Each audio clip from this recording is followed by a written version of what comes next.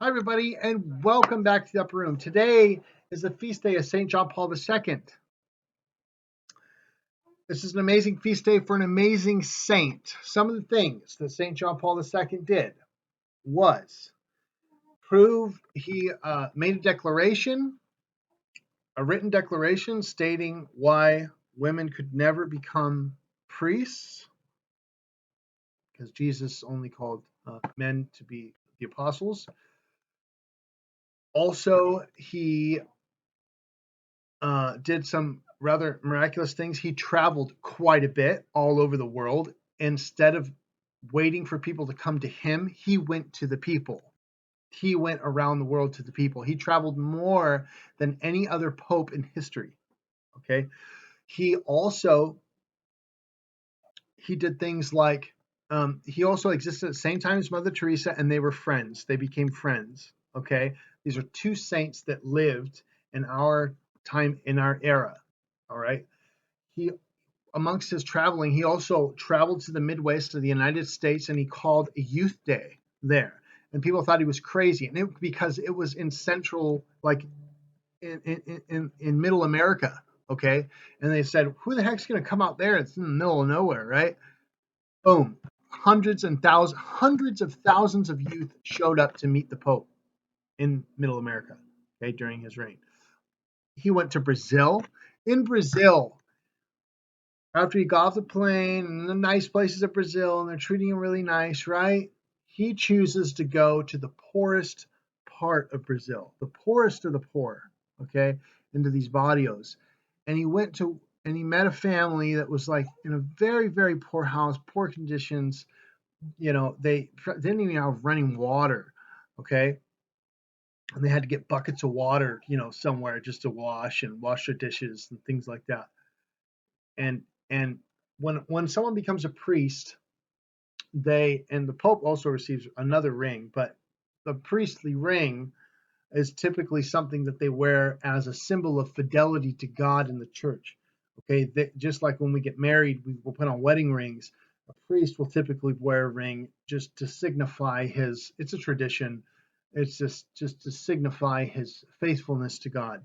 Okay, and um, they're typically silver, but this is the Pope, so his was made of gold, and it was a cross, and it was bent around his finger, and so, um, he told the man of the house there.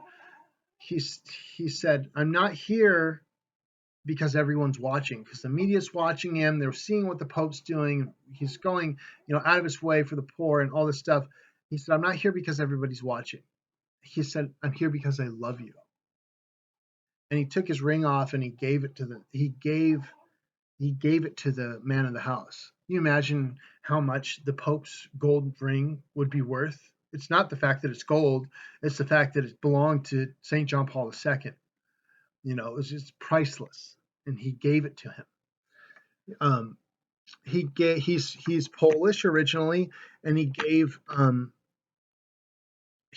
speech in Poland about human rights, about cruelty, and other things like that. And the people in Poland, that crowd, after giving this speech for 15 minutes, they said, "We want God, we want God, we want God." The whole crowd chanted this. Okay, it's just like one of these amazing, remarkable moments in history. I don't know how many of you pray the Divine Mercy Chaplet, but the Divine Mercy Chaplet is a prayer given to us by Saint Faustina, Maria Faustina Kowalska, and the convent that she belonged to, John Paul II would walk by that convent as a little boy when he was going to school, and periodically would go in there and pray in the chapel before he went into school. Okay, so see how the lives of these saints intertwined, and then later he became pope, and just before he died, he made Divine Mercy Sunday come true for Saint Faustina.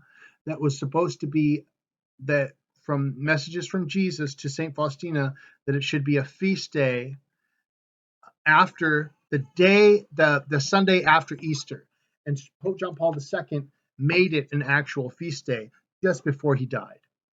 And so, how all of these sacred saints intertwined with each other is truly remarkable. If you ever want to see relics of St. John Paul II, you can go to the Cathedral of Our Lady of Queen of the Angels in Los Angeles, California. I used to be a tour guide there for a little bit. I didn't do a lot of tours, but I learned a lot about the cathedral. There are first class relics there, which is like a piece of his bone or his hair, and there's also second class relics, which is his possessions like his mitre and other things that he owned. There's also relics there of Saint Mother Teresa, and it's the only place in America that has a piece of Saint Juan Diego's cloak, which is the tilma of Our Lady of the Guadalupe. It's a small square. It's the only one that exists in the United States from the tilma of Our Lady of the Guadalupe in Mexico. So all those things are there. So this is a wonderful feast day to a beloved saint that has inspired me in my faith to help the poor, less fortunate, and to put others first, and to go to others is more than making others come to me to increase their faith. So thanks again for watching the Upper Room.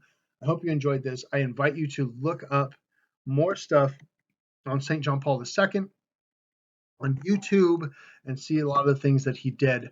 Also, don't forget to hit that like and subscribe button below, and please check out my all the Christian apparel and other stuff for the holidays on mygleam.com.co. You can see everything there. If you want to buy stuff for Christmas.